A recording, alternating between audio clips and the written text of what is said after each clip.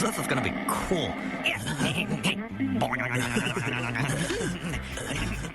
The topics and opinions expressed on the Dudes and Beer podcast are intended for an audience of 18 and up and are solely those of the host and guests.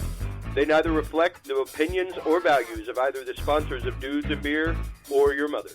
I mean, seriously, have you ever heard these guys? They'll talk about anything. Whoa, hey, you think they're gonna show it? They'll probably just blur it out. Whoa, check it out, Beavis.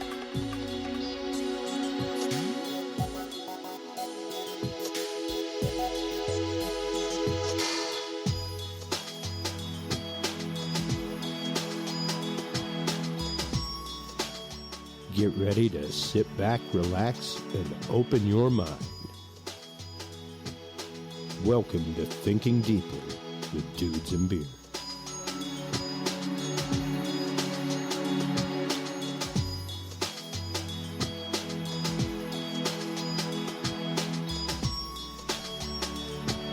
Well, hello everybody, and welcome to this inaugural edition of what I hope to be a very long-running series within the Dudes and Beer family of the podcast.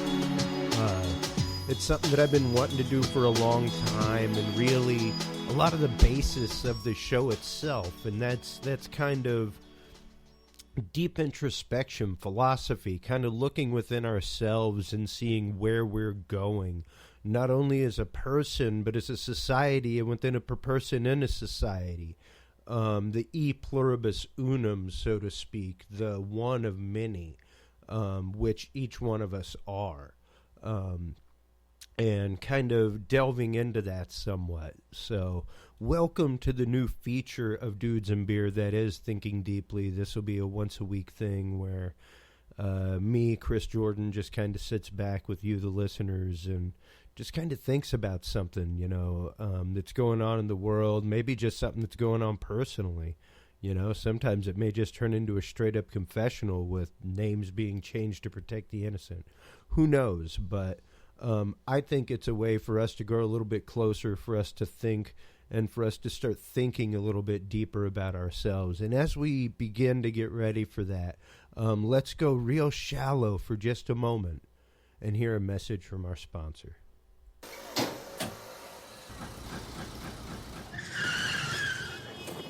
Hey, he don't even have a license, Lisa. Three drunk drivers. Hey everybody, Chris Jordan, host of the Dudes and Beer podcast here. Has this ever happened to you? Tired of looking in your rearview mirror after a couple of drinks with friends or worrying about no-refusal weekends and DUI stops? Are you planning a night on the town and want an easy, safe way to get around while still having fun? Well, Fare is the ride service for you. Simply download the easy-to-use and free Fare app from the Google Play Store or iTunes Marketplace and use promo code DUDES10 every time you ride with Fare to save 10% off your ride. Have a Fare driver you liked riding with? You can not only give them a review and tip, but you can add them to your preferred drivers list on your Fare app and request them every time you ride with Fare. You can schedule rides with Fare to pick you up immediately or as far as 30 minutes to 7 days in advance, eliminating the need for last-minute calls and allowing you to pre-schedule pickups in locations other than your home city. Perfect for those traveling for business or for fun. So don't forget to stop on by and download that free Fare app and use the coupon code DUDES10 every time you ride with Fare to get 10% off your ride. That's right, don't forget the coupon code is DUDES10. So be like Dudes and Beer, everybody. Party safe, use Fare, and drink responsibly. And we're back. Well, let's get into it. Let's start thinking deeply. Like I said in the family podcast, the big Thanksgiving podcast that we did where we fried the turkey. I've really been starting to do a lot of deep introspection. Here recently, in the last few months, my wife Amy and I have been watching a bunch of old movies, and one of them that she had never really seen, or I guess she saw part of and fell asleep during, and then we watched again, was Lawnmower Man. And I loved the concept of the doctor doing his journal every day, and just really the idea of keeping track of what's going on, how you're feeling. You know, I do a lot of projects. I do Dudes and Beer. I do Talking Sound, which is about to get ready to relaunch. I just relaunched my pedal modification business, Austin Hot Mods. So those things churn up a lot of stuff inside of you. On top of that, like, I just found out I'm an expectant father, and my wife is pregnant. So those things start turning up a lot inside of you, and you really do start thinking more deeply about what's happening around you and your place within it. And I've always had a deep concept of that. I was a student of philosophy in college, still am. It's one of my favorite things in the world to read, even just in my spare time. Because to me it reads like an instruction manual. I'm not a novel reader. I like instruction manuals. I like how-to books. I like things that teach me something that I'm going to use daily. And to me, a philosophy book is very, very much like a to-do manual. It really kind of helps you realign your way of thinking, and I think that's what's missing in our society. I wasn't quite ready to do this show yet. This last weekend, I wanted to do the Black Friday episode right after Black Friday. Right now, we're looking at about a week afterward, and sure, the topic's a little cold, but the sentiment is still the same to me, and the sentiment to me sits year round. And you know, I can't stand it, you know, to sit there and think, here is the day after Thanksgiving. Number one, as soon as it seems like, and I heard it for years when I was on the radio as a guest artist on KPFT with Scott Summers on the Avant-Garde show in Houston. As soon as Halloween would stop and we would do the Halloween albums, he was like, well, that's the unofficial beginning of Christmas season. You know, you're going to see, like, you may see a turkey or something on a wall for like a week or so, but other than that, it's Christmas all the way around. And he's right. He's right. Like, as soon as Halloween is over and the skeletons are barely even down, like, while they're taking them down, they're loading up the Christmas jukebox on their, you know, digital account for their speakers in the ceiling, and it just kind of disgusts me. And then to sit there and think that the day after Thanksgiving, I'm not going to say that Thanksgiving was like founded on the most beautiful principle in the world, but it's become a principle of America. It's become something where we include other people in our family. My wife and I, my wife was kind enough to actually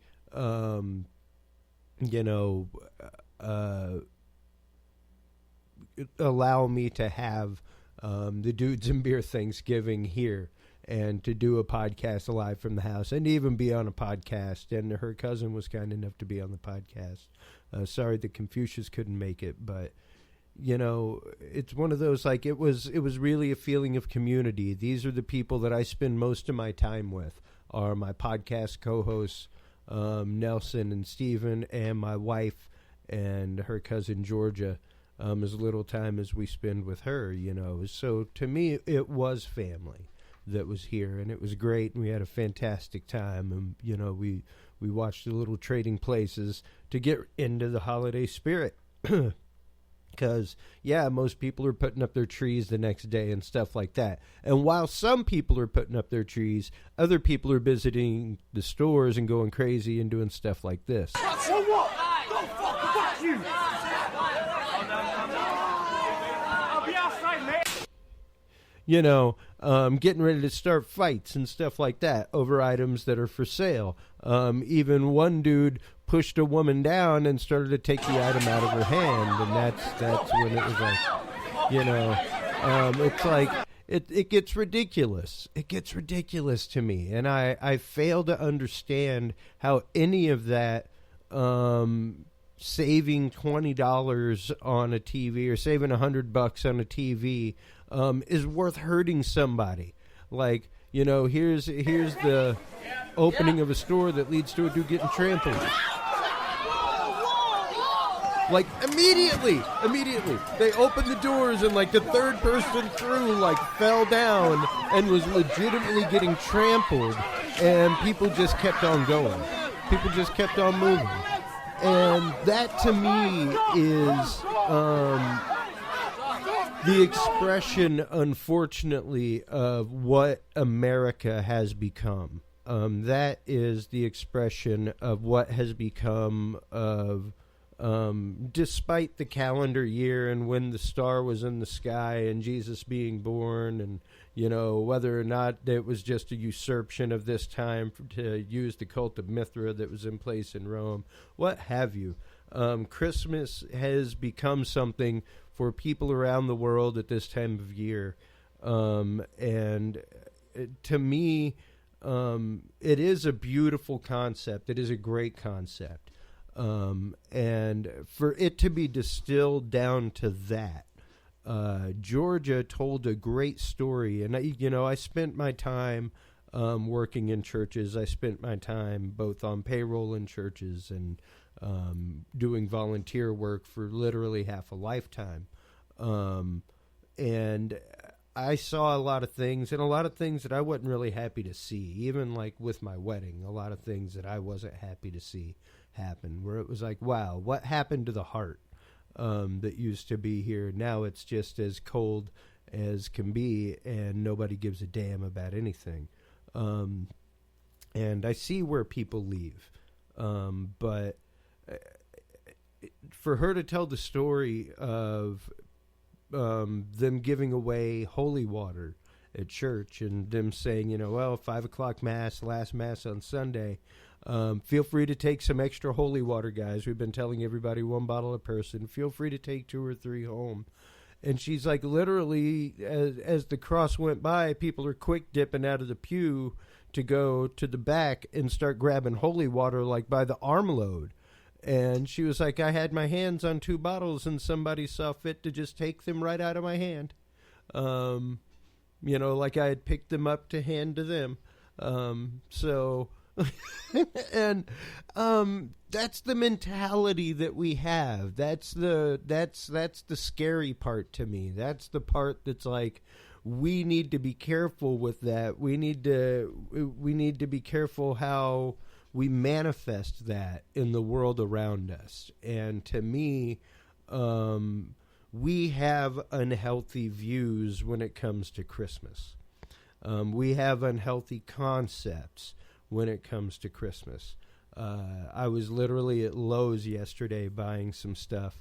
And, I understand people want to do their Secret Santa. People want to do all that kind of stuff. Sure, it's fun. It's great. She was like, I don't understand why we can't do a Secret Santa. And I was like, maybe not everybody's Christian. I was like, there's one random thought. Maybe not everybody here at the store celebrates Christmas and has a reason to have a Secret Santa. So there's one good reason, is to keep things equal. The second thing is maybe not everybody can afford to buy those 4 or 5 little trinkets during the week. Some people got 3, 4 kids, I mean, I remember my mom growing up had 2 jobs. Like when I was in high school, she literally worked at Foley's and she worked at Wilson Business Products and she went to school. She was going to school. She graduated college at the same time my brother graduated college. I remember that. And it was amazing to me. It was amazing to see that. But we always had good stuff at Christmas. I don't know if she went out on Black Friday and took part in any of that. I kind of refuse to go out on Black Friday. I do some Cyber Monday sometimes. This year we were not really of means to have my beloved Amazon.com. I am not a Prime member right now, so I was not even going to go on to Prime and do anything. We're waiting on some stuff to come in to take care of things and make sure that other things are taken care of for the upcoming baby, that kind of stuff. So that's what our Christmas is about preparing ourselves to be a family. And that is what I think really needs to be focused on. Excuse me as I take a sip of my drink. I think that's what we've lost sight in. Sure, people understand that you get together with family and everything, but it doesn't have to be about presents. It doesn't have to be about who brings the most presents for the kids and the family. Stuff like that. We've made it in my family where if a kid's under a certain age, everybody brings them a little something, something like that. Other than that, there's a gift exchange, and if you want to take part in it, bring a gift. If not, no big deal, and that's what we do. And once you're like 15, guess what? You're part of the gift exchange now. Ha. Everybody ain't giving you a present. And once you're 13, those things have kind of waned off anyway, and maybe it's like your godmother gives you a present, something like that. I just think that we have become such a, and I'm by no means a communist. I'm by no means, I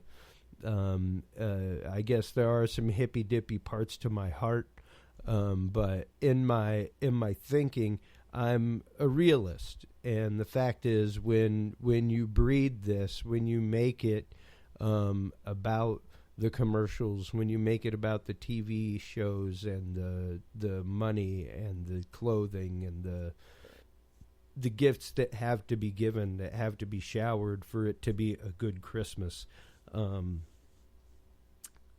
think you really have lost sight at that point of what it's about. It's about being thankful to be able to be a family. I mean, I'm going to go Christian here because we're talking about Christmas.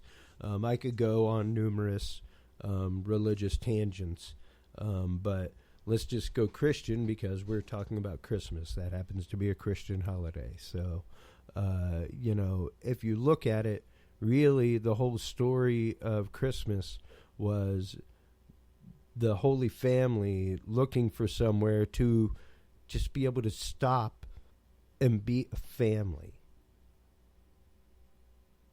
Just be able to stop and be a family. Some other people saw fit to bring some gifts later on, a few days later. The wise men, all that kind of stuff. But aside from that, their whole quest, their whole journey was trying to just simply find somewhere quiet to sit and be a family. No gifts other than life. That was the only gift that was there at that point, was life and shelter. And those were the gifts that were being celebrated on that night. And that's what we've lost sight of. We've lost sight of being able to take a night to simply stop and be family. And I'm guilty of it as well. Whenever we come into town, it's a whirlwind because, we live out of town and there's a lot of people, especially at the holidays, that it becomes an obligation. You got to go to somebody's house. We got to go to Dad's house for, Christmas Eve day, and, we'll go out and have lunch with him, then we'll come back and we'll go to church with Mom and come back and eat a spot of gumbo or something.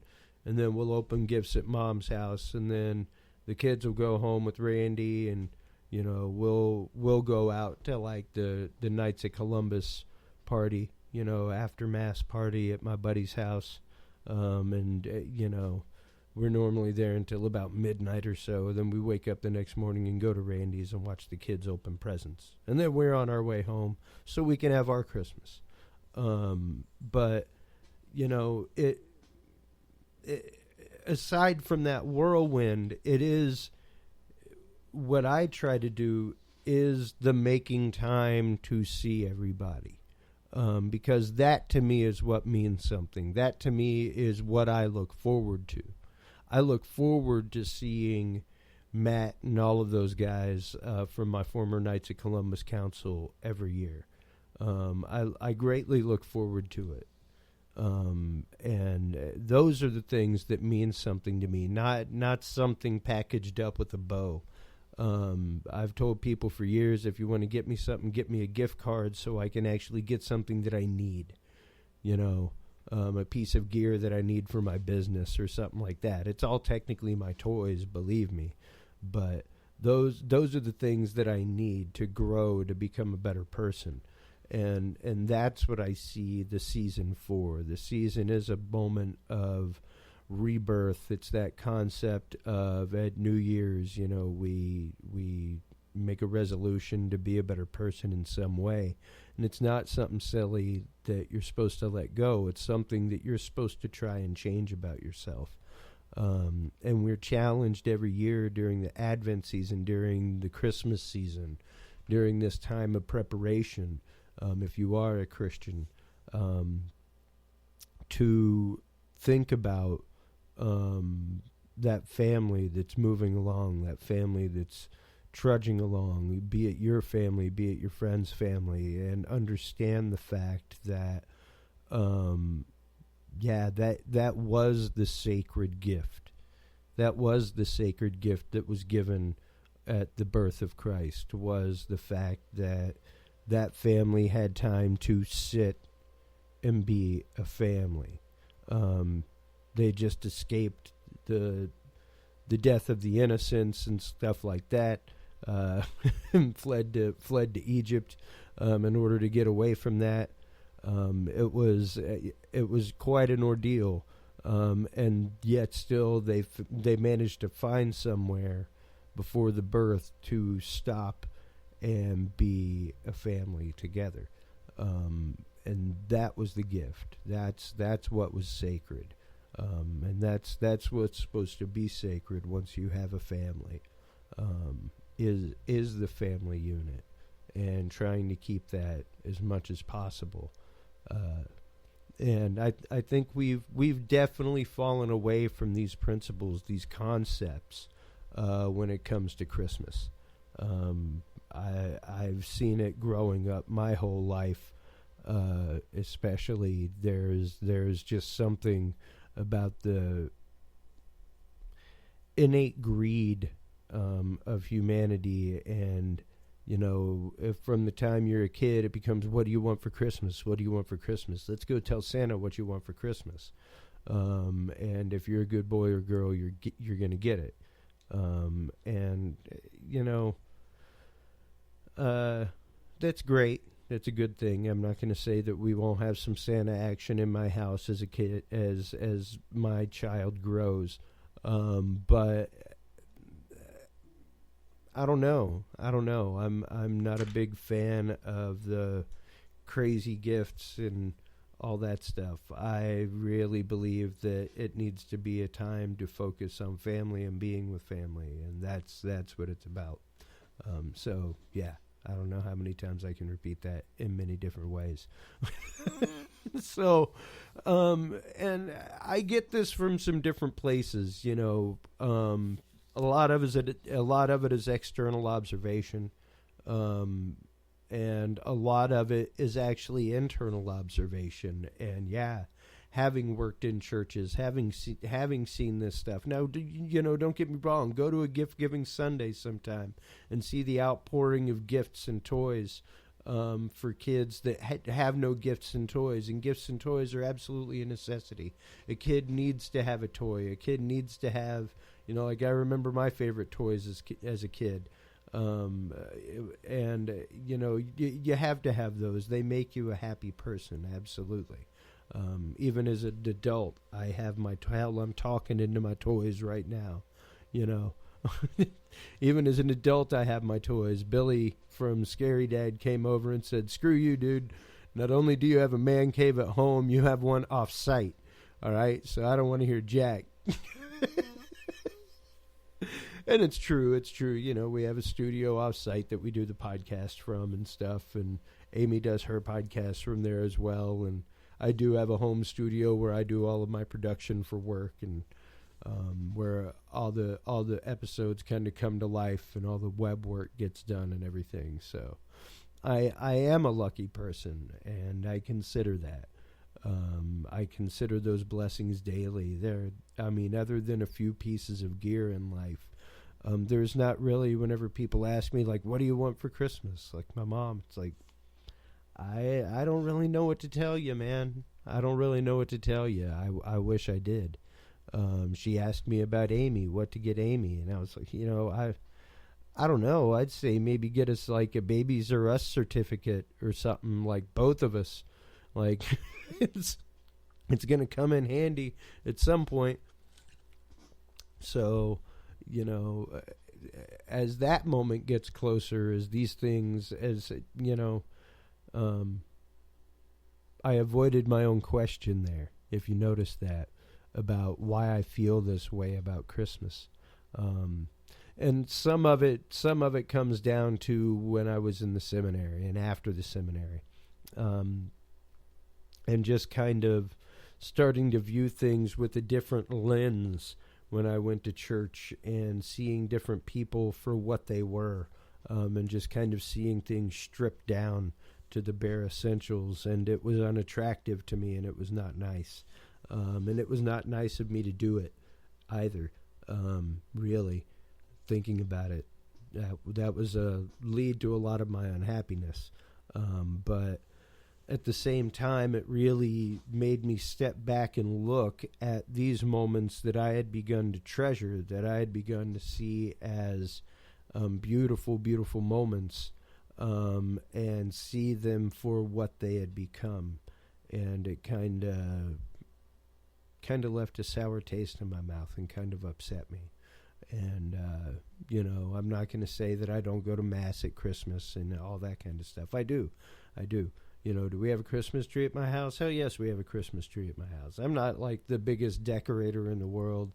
I ain't going to go crazy. And believe me, if someone was going to go crazy with electronic decorations at Christmas, it would probably be me. But yeah, I don't know. I don't do all of that. I'm pretty humble about my Christmas. I'm pretty, I take things much more spiritually than religiously. These days and later in life. And I'm not about the guffaw. I'm not about the outward show. I prefer the solemnity. I prefer the quiet. I prefer the being able to sit back and kind of appreciate things for what they are, and just kind of soak a moment in. And that's a lot of what the show, this segment, Thinking Deeply, is about, is really kind of breaking that stuff down, breaking down the process of thinking about that and understanding that, if you can make that mental break, if you can kind of I'm not going to say like stop enjoying Christmas. Don't stop enjoying Christmas, man. By all means, don't stop enjoying Christmas. I've had that happen to me in life. And Christmas is no longer the wah that it was. And I'm about to have a kid, so I'm sure the Christmas is going to be a lot more wah than it is right now. But, yeah, for me, it got out of hand for a long time whenever I saw stuff interfamilially. The way that things were, it was just like, wow, this is too much. I don't grasp this concept. So yeah.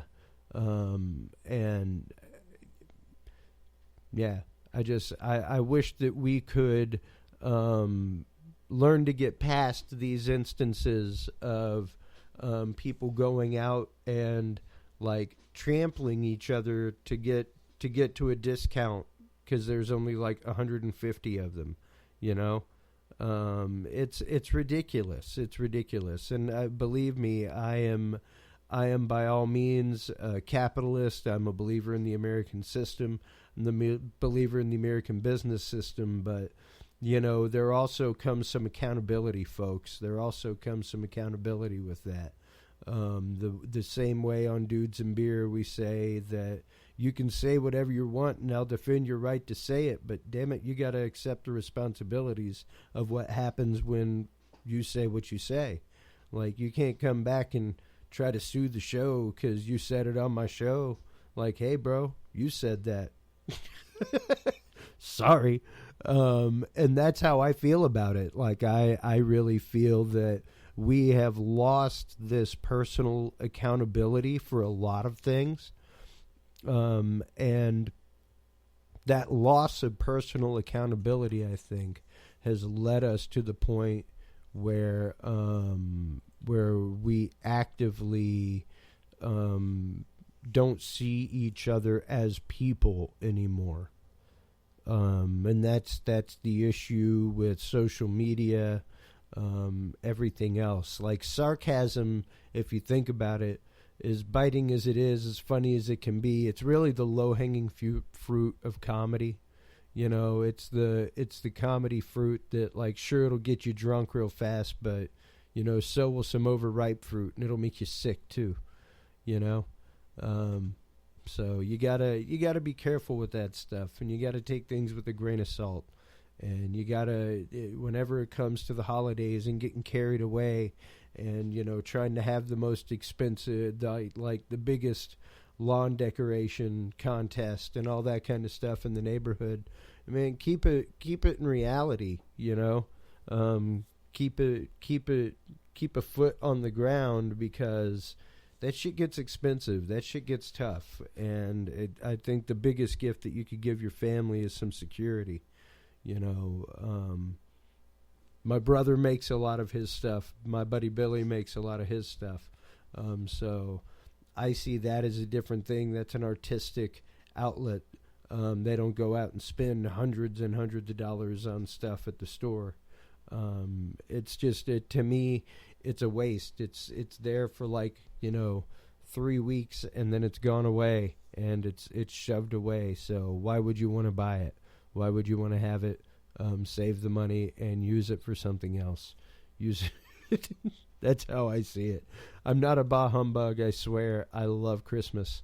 I love the concept of getting together as family and spending time together and doing things. Those are my favorite moments.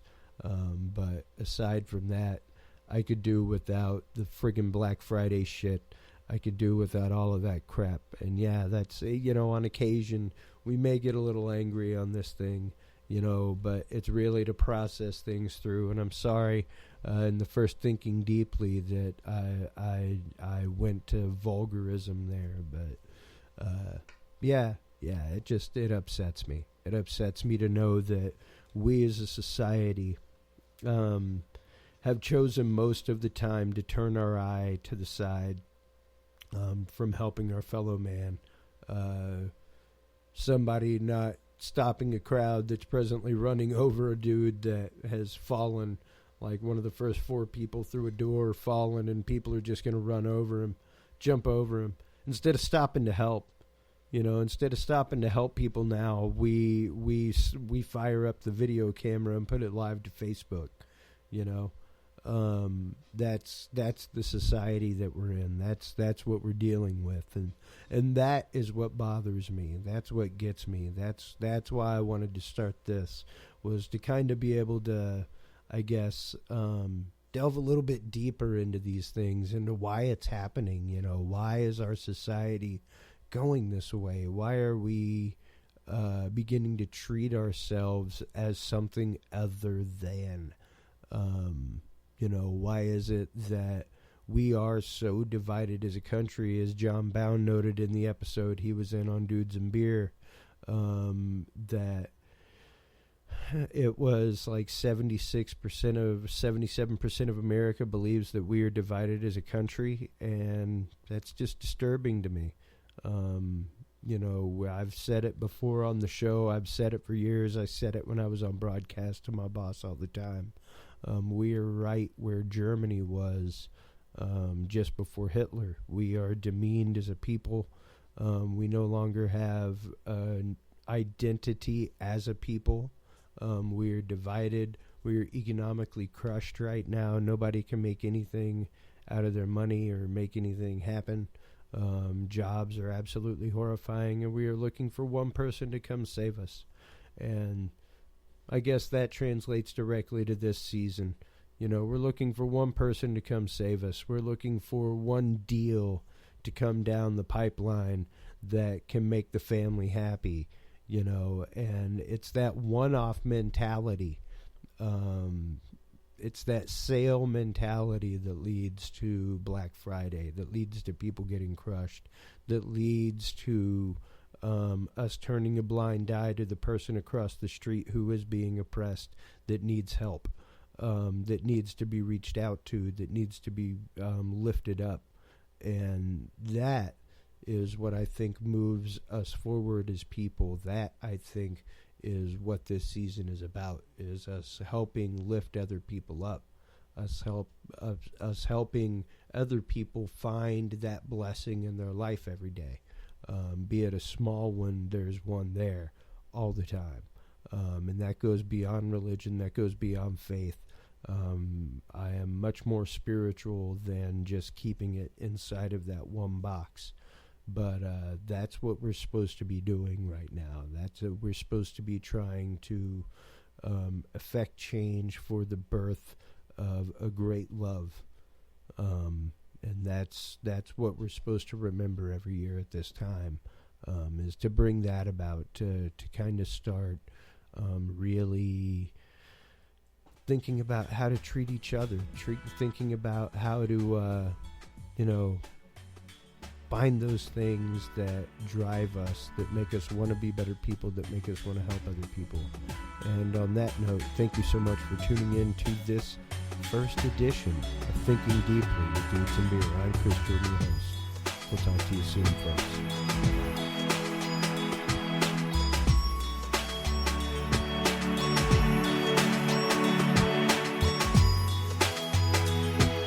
Thanks for listening to this installment of Thinking Deeply with Dudes and Beer. Tune in next time for more deep introspection, contemplative thought, and general musings on humanity and life, right here on Thinking Deeply with Dudes and Beer. Like what you heard? Feel free to tune into the other content by Dudes and Beer on dudesandbeer.com. Our content is also available on the Spreaker market, as well as SoundCloud, iTunes, YouTube, Stitcher, and your favorite podcast app. Dudes and Beer is a proud member of the Revolution Digital Group family of podcasts. Thanks so much for tuning in, everybody, and until next time, drink responsibly.